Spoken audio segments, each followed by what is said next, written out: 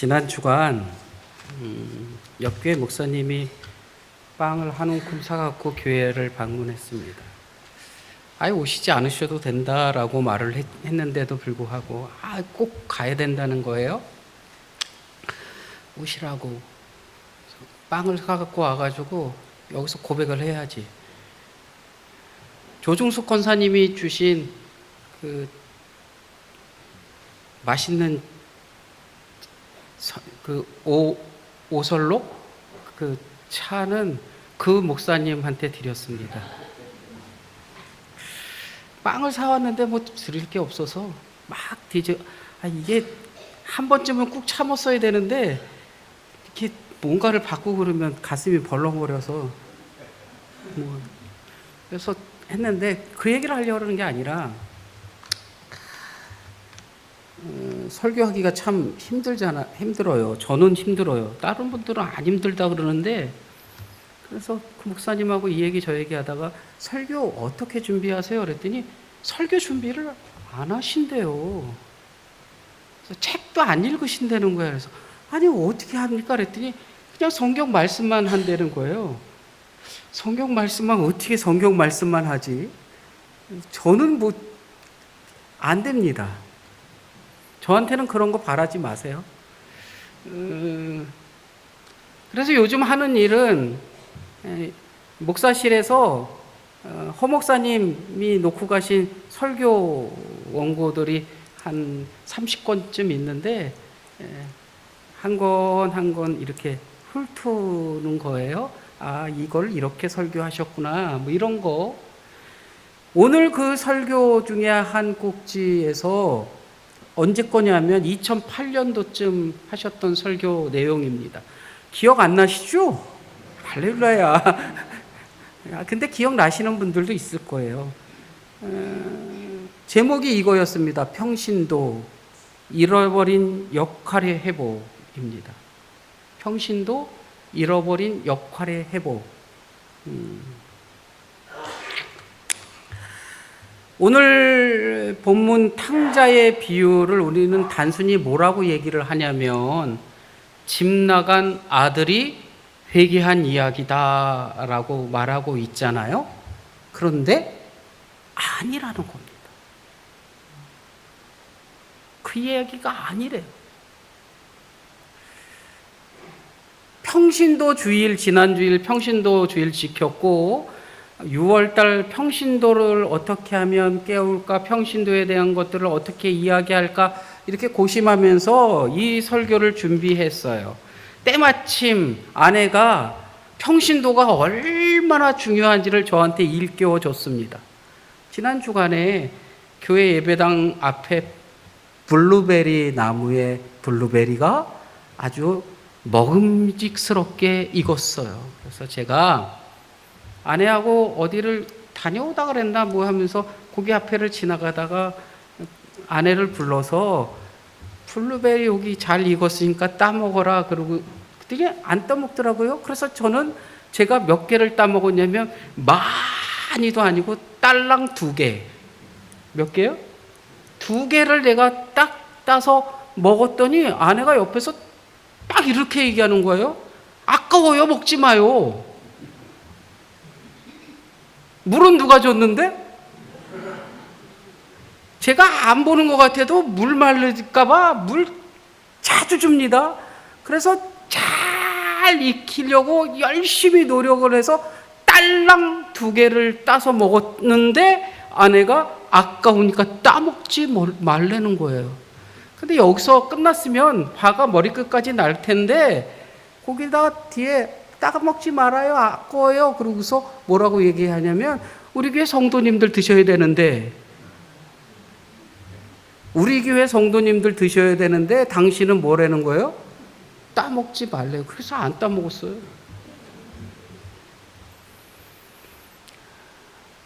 왜 이 말씀을 드리느냐? 교회에서 평신도는 그만큼 뭐예요? 중요해요. 평신도가 중요한데 그 중요한 평신도 주일 한 번 지내는 것으로 그냥 끝나버리잖아요. 돌아온 이 탕자의 비유라고 이야기되는 이 비유가 그게 아니다라고 한다면 그러면 여기서 무엇을 우리가 어떠한 의미를 찾아내야 할까?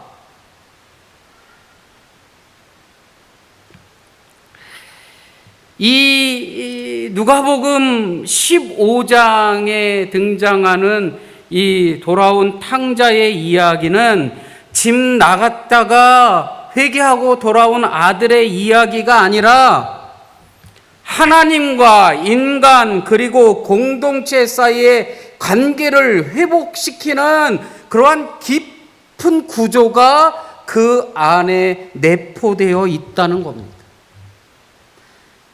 평신도 주일 즈음에서 평신도들과의 이 삶 속에서 교회는 또는 목사는 또는 하나님의 백성은 이 관계를 잘 회복시키고 깨어진 관계를 치유시켜서 온전한 공동체를 만들어야 합니다라는 것을 말씀하고 있는 그러한 내용이라는 거예요.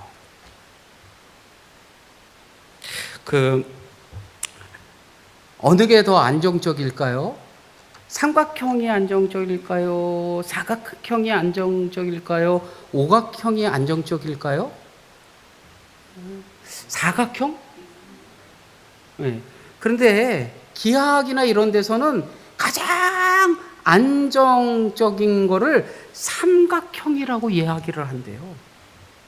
사각형이나 오각형이나 이런 것들은 어느 한쪽을 누르면 찌그러지는데 삼각형은 한쪽을 눌러도 찌그러지지 않는답니다. 그래서 이 삼각형이 너무 중요하대요.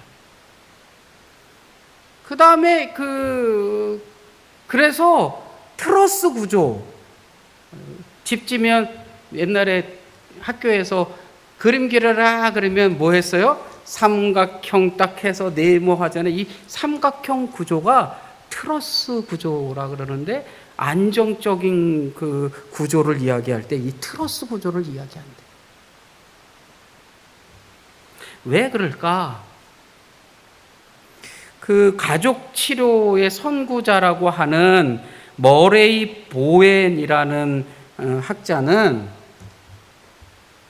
인간관계의 가장 최소 단위가 가정인데 그 가정은 2인이 아니라 3인, 삼각의 구조였을 때 가장 안전하다라고 말한답니다. 삼각의 구조가 가장 안전하다. 한번 보세요. 성경에도 이 삼각의 구조를 이야기하는 것들이 참 많아요. 삼위일체, 성부, 성자, 성령. 그것뿐만이 아니라 교회, 교인, 세상 이렇게 삼각으로 이야기하는 것이 참 많이 있습니다.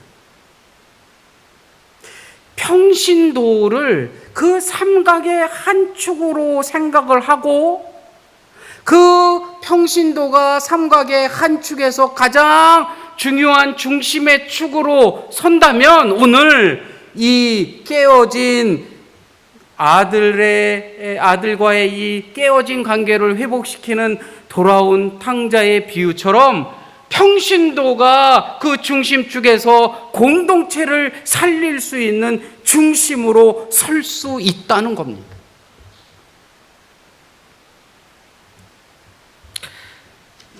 하나님이 세상을 창조하시잖아요. 인정하시죠? 하나님이 세상을 창조하시잖아요. 그리고서 누구도 창조해요? 사람도 창조해요. 그런데 하나님의 창조된 인간이 누구하고 멀어져요? 하나님하고 멀어져요. 그래서 하나님하고 멀어진 이 하나님과 인간 사이에 누가? 예수 그리스도가 중보자로서 그 양쪽을 부여잡고 삼각의 꼭지를 이루는 중심으로 예수 그리스도가 섰다는 거예요. 이런 것처럼 우리 성함의 성도들이 그 중심에 설 수 있는 믿음의 성도들이 될 수 있기를 간절히 원합니다. 아들이요. 아버지가 살아 계시는데 아버지한테서 뭐 해요? 내 돈 내놔 그래요. 지 돈이 어디 있어요? 다 누구 돈인데? 아버지 돈인데 돈 내놔. 이거는 당시에는 폐륜이었어요. 폐륜한 자는 어떻게 해서 했죠? 돌로 쳐 죽였어요. 폐륜을 저지르고 갔단 말이에요. 갔어요. 그러고 나서 먼 데 가가지고 뭐 주식 투자 단타도 좀 하고 해서 불렸으면 좋겠는데 불리지 못하고 다 뭐 했다는 거예요? 허랑방탕해서 다 썼다는 거잖아요. 그래서 뭐 하고 있었냐면 돼지치는 신세로 전락했고 극심한 굶주림 속에서 어디로 돌아가자? 아버지 집으로 돌아가자.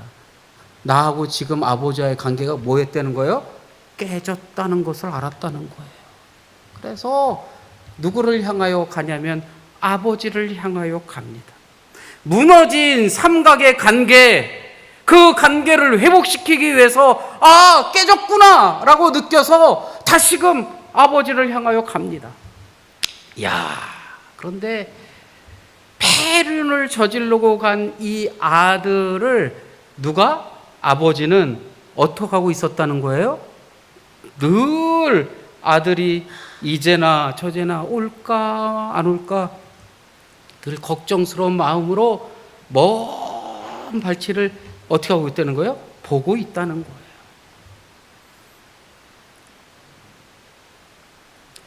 당시 유대 사회에는 어떠한 징벌이 있었냐면 케차차 법률이라는 게 있었어요. 케차차 법률. 이렇게 폐륜을 저지르고 이런 사람들을 우리의 속한 공동체에서 어떻게 하는 거예요? 영구 추방하는 법이 케차차 법률이었는데 누군가가 그 폐륜을 저지른 자를 공동체에서 쫓아내기 위해서 그를 어떻게 하냐면 너는 폐륜을 저질렀어. 우리 공동체에서 영구 추방이야. 그러고서 항아리를 깨트려 버리면 그 사람은 다음부터 그 공동체로 속할 수 있어요? 없어요?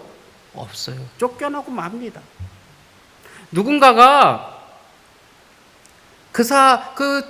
돌아오는 둘째 아들을 딱 보고 이놈 아주 못된 놈이야. 야, 여기 이 못된 놈 왔네. 그러고서 항아리를 딱 깨고서 너는 우리 공동체에 못 들어와 라고 할 수도 있는 그 상황에 그것을 미연에 방지하기 위해서인지 모르지만 늘 아버지는 멀리서 아들이 돌아오나 안 돌아오나 눈여겨보다가 아들이 오니까 어떻게 하냐면 달려나가.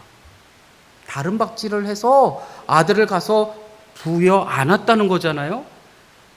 우리도 양반, 어디 씨가 제일 양반인가? 춘천 우리 박씨 거의 없죠. 춘천 박씨 계세요? 우리 박씨 없는 것 같아. 박웅 원사님, 춘천 박씨신가? 밀양 박, 그러니까 춘천에는 춘천 박씨가 유명한 박씨잖아요, 그죠? 양반이에요. 양반은 비가 와도 뛴대요, 걷는데요. 조선시대의 양반은 비가 와도 뒷짐을 짓고 걸어야 된대잖아요. 근데 유대사회에도요, 가장이 뜀박질을 하면 굉장히 좀 천한 짓으로 여겼어요. 근데 아버지가 뭐 했다는 거예요? 뜀박질을 해서 달려가서 아들을 탁 안았다는 거예요. 그러고 나서 제일 좋은 옷을 입히고 가락지를 끼우고 신분을 회복시키고 새로운 무너져 내렸던 한 꼭지를 너를 통해서 어떻게 되는 거예요? 다시금 세우겠다는 거예요. 이야, 놀라운 은혜가 벌어졌어요. 그런데 문제는 그것을 보고 있던 맏아들입니다. 진짜 갈등은 한쪽 축이 무너져 내려서 떠난 아들에게 있는 게 아니라 밭에서 돌아온 맏아들의 등장으로부터 시작됩니다. 동생을 위한 잔치 소식에 경로한 그는 집에 들어가지도 않아요. 자발적으로 이제 뭐 한 거예요? 작은 아들이 떠난 것처럼 자기도 이제 바깥에서 안 들어가겠다는 거예요. 그는 몸은 집에 있었을지는 모르지만 마음은 그 내용을 쭉 읽어보면 보상만 바라는 집안의 탕자였어요. 집 바깥으로 나간 탕자와 집 안에서 나에게도 좀 안 주나 나에게도 좀 안 주나 하고 있는 집안의 탕자가 같이 있었다는 거예요. 그리고서 30절에 뭐라고 기록이 되어 있냐면 아버지의 살림을 창녀들과 함께 삼켜버린 이 아들이라고 말합니다. 아버지의 재산을 창녀들한테 이렇게 다 소비해버린 이 아들이 맞아요? 내 동생이 맞아요? 한번 생각해 보세요. 아버지 재산 가지고 가서 다 허랑방탕한 거 아니에요? 이 동생 놈이. 이게 맞아요? 아버지 당신 돈 다 해가지고 가가지고 허랑방탕한 이 당신 아들이잖아요. 이게 맞아요. 말투를 보면 뭐가 맞아야 되냐면 내 동생이 맞아요. 그런데 이 아들은 뭐라 그러냐면 내 동생이 아니라 누구라는 거예요? 당신 아들이라는 거예요. 삼각형의 아버지와 두 아들이 있었는데 그 두 아들이 그냥 삼각형의 밑 꼭지점에서 다 떨궈져 나가서 삼각형이 어떻게 돼요? 무너져 버렸다는 겁니다. 그리고서 아버지는 그 아들을 향하여 이렇게 얘기합니다. 이 네 동생은, 이 내 아들이 아니라 이 내 동생은 내가 잃었다가 얻었기로 우리가 즐거워하는 것이 마땅하다. 무너져 내린 한 꼭지점의 축을 다시 세워서 중심으로 안정한 삼각형을 만드는 게 너무너무 중요하다라고 말하고 있습니다. 성경 역사상 가장 위대한 중심에 누가 계십니까? 예수 그리스도가 계십니다. 완벽한 삼각형의 중심점 예수 그리스도, 인간과 하나님의 그 사이에서 벌어진 그곳에 예수 그리스도가 우리의 중재자가 되셔서 이쪽과 이쪽을 부여잡고 안정적인 것을 세우기 위해서 그 중심에 섰던 예수 그리스도. 이제 그 예수 그리스도를 통한 믿음의 성도들을 향하여 평신도 누구 내가 그 삼각형의 온전한 중심에 서라고 말씀하고 있습니다. 예수님이라는 중심이 세워지자 비로소 하나님과 우리의 막힌 담이 헐렸다라고 말하고 있고 깨어진 관계가 회복되었다라고 말하고 있습니다. 디모데전서 2장 5절은 오늘 우리에게 이렇게 선포합니다. 하나님은 한 분이시요 또 하나님과 사람 사이의 중보자도 한 분이시니 곧 사람이신 그리스도 예수다.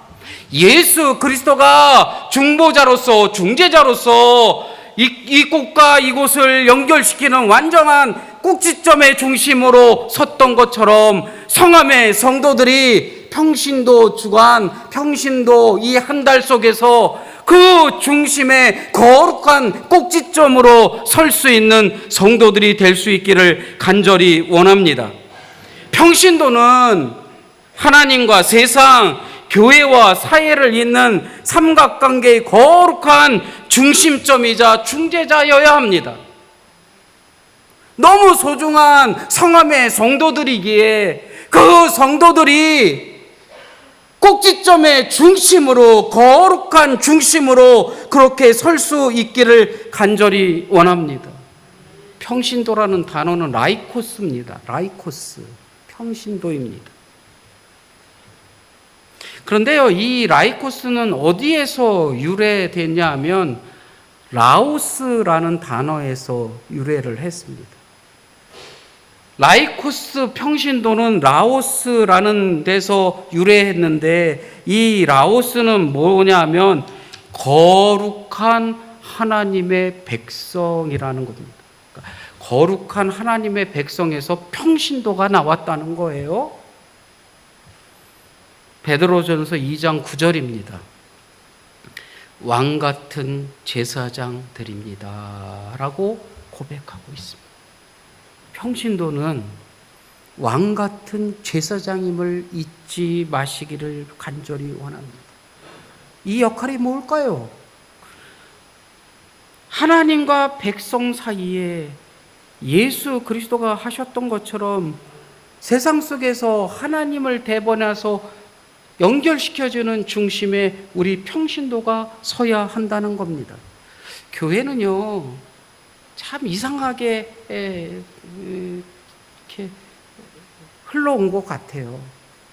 중심에 누구를 세워요? 목사를 세웁니다.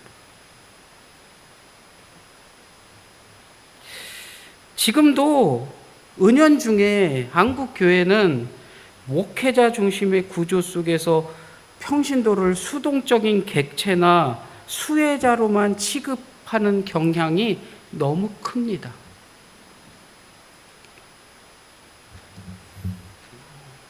진짜로 있었던 이야기예요.